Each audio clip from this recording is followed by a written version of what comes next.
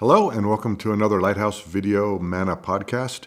I'm Pastor Jeff Glenn, and it's my pleasure to take you through the Word each week. We are in Genesis 19 this week, and we've got several tough passages to deal with.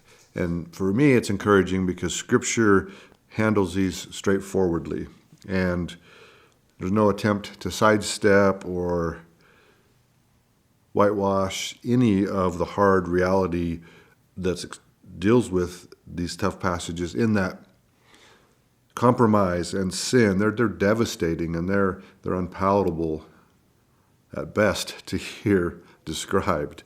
In some ways, they kind of make us repulsed, but Bible doesn't shy away from that. In fact, it wants that hard truth out there that sin is hard to look at, and we shouldn't sugarcoat that because the Bible surely doesn't. And so to set this up, we see in the opening verses of chapter 19, that's where we're at, Lot is sitting in the gate of the city of Sodom.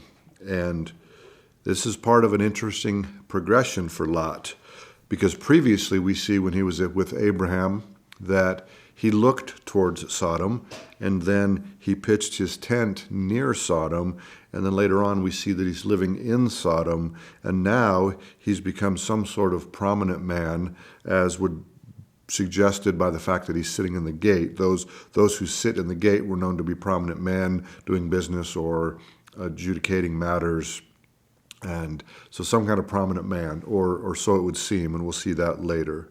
So the next thing that we see is how wicked Sodom and Gomorrah are in verses 4 and 5.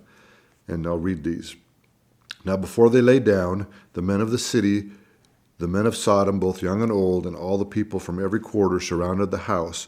And they called to Lot, and they said to him, "Where are the men who came to you tonight? Bring them out, that we may know them." And so this is referencing the angels that come and meet Lot, and Lot invites them into his home. And so then the men of Sodom, and this is everyone, basically, not literally everyone, but all of the representation of Sodom is there, from young and old, every quarter, all of the people surrounded the house. So this means that the sin of Sodom had permeated all of the people, and so they wanted to come and know these men. And then we see the first tough passage, and this is when Lot offers his daughters instead of the men in verse 8. It says here, "See now, I have 2 daughters who have not known a man. Please let me bring them out to you, and you may do to them as you wish. Only do nothing to these men, since the reason they have come under the shadow of my roof." And so the fact that perhaps in this culture this culture may have valued guests more than family, especially in the fact that it seems like when you took someone into your home, it was a pledge to protect their life at the expense of yours. And so, but that doesn't excuse Lot's offer here. Lot's fascination with Sodom had brought compromise into his life, and it had corrupted his way of thinking. And that compromise, as we see, would cost him dearly, as compromise always affects those closest to us. And so whether it was Lot just simply being enamored by the hip and exciting lifestyle of the big city, or maybe he thought he could get closer, maybe he thought he could get close to it without it affecting him, right? And perhaps he thought that getting closer to the people of Sodom and then accepting their lifestyle, perhaps in the name of tolerance, that maybe he could influence them in some way. However, when that time came for him to influence them, they mocked him as an outsider with no real influence. And we see that in verse 9, where they say, in a mocking tone, "Stand back. This one came to stay here, and he keeps acting as a judge now. Now we will deal worse with you than with them." And so really they were kind of mocking his attempts to keep them from coming into his house, and saying that he came to stay here. So like he's an outsider, but now he's trying to judge us. And so Lot's cozying up with the lifestyle of Sodom had led to compromise. And this is the point here that even the men of Sodom saw, and rather than it buying credibility for Lot, it actually ruined it, because he purchased really scorn for his tolerance. So I think the world often knows more about how we're expected to act and what we should believe than we give them credit for, right? And our compromise actually neutralizes our witness. It's certainly what happened to Lot as he grew closer and closer to that lifestyle. And while he was still seen as a righteous man, it certainly neutralized his witness. So the point is, our tolerance communicates that our beliefs aren't that strong, right? And that maybe since we're not willing to hold to them, that they're not worth it for others to either. And so now there's a definite off limits of holding our faith, right? So we're not to physically abuse or verbally berate someone in these lifestyles, but we are to hold fast to what we know to be true and what we believe in. And so we should know well the commandment to love our neighbors and to evangelize them. But we can do this more effectively if we act in accordance with what we believe and let our integrity guide us, rather than letting the pressure to just soften a little bit, maybe to gain some influence, and then after we gain influence, then we can witness. But that's an ineffective means of evangelism. So we see this impact of Lot's compromise continually, and namely here when we see the angels as they reveal their intent to destroy Sodom and Gomorrah for their wickedness. As a result of Lot's weakness, or his weak witness, his sons-in-law thought he was joking that God would destroy Sodom and Gomorrah. And we see that in verse 14. So when Lot went out and spoke to his sons-in-law, he said, "Get up out of this place, for the Lord will destroy it." But to his sons-in-law, he seemed to be joking. And so they thought this was a joke, that they didn't take seriously God's wrath. And so,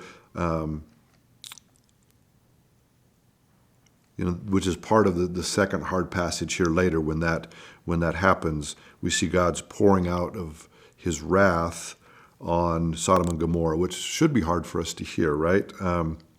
But the truth is, the unrighteous will suffer God's wrath. And another part of Lot's compromise was in his own inability to see the urgency of this message of the angels. And it says here in verse 16, "And while he lingered, the men took hold of his hand and his wife's hand and the hands of his two daughters, and the Lord being merciful to him, they brought him out and set him outside the city." And so Lot himself doesn't even take this threat seriously, as he kind of lingers and dilly-dallies around the house, and the angels had to literally drag them out of Sodom. And so not going well for Lot so far, and it's not going to get much better. We see in verse 19 and 20 that Lot really hasn't learned his lesson. He's told to flee to the mountains so that the destruction wouldn't come upon him. But he says here in verse 19, "Indeed now if your servant has found favor in your sight, I cannot escape to the mountains, lest some evil overtake me. See, now this city is near enough to flee to me, and it is a little one.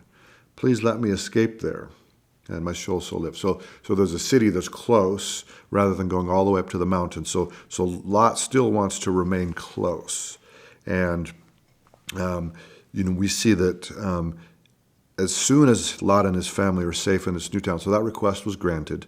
And as soon as Lot and his family are safe in this town called Zoar, which just means a little city, then the destruction of the Lord comes. And this is really the principle of the promise that God made to Abraham, that if we remember in chapter 18, there was this reduction from 50 down to 10, and there wasn't 10 righteous in Sodom, but those who were righteous were were saved. So Lot was saved, and his family was saved to him too. But then we see Mrs. Lot. Her name isn't recorded here. That the text says she looked back, but perhaps it really means to turn back. In an attempt to go back, and then she was turned into a pillar of salt. And so we see Lot and his daughters who are left alone, and they only spend a short season in Zoar, and then they move into the cave up on the mountain. And the only bright spot we see in this whole chapter is in verse 27, when we see Abraham's response. It says here, "And Abraham went up early in the morning to the place where he had stood before the Lord." And so Abraham, seeing all that's going on, that he wants to seek the Lord. He wants to be in the Lord's presence. And so this gives us Abraham's heart, that in these tough times of everything swirling about, he wants to be in the presence of the Lord. Then that brings us to the third tough passage, which is this Lot's family sin. So each of his daughters intoxicate their father and with wine, and they laid with him so they could bear children. And it's interesting that Lot had previously offered his daughters to the crowd of men. That this really reveals his compromise regarding sexual sin.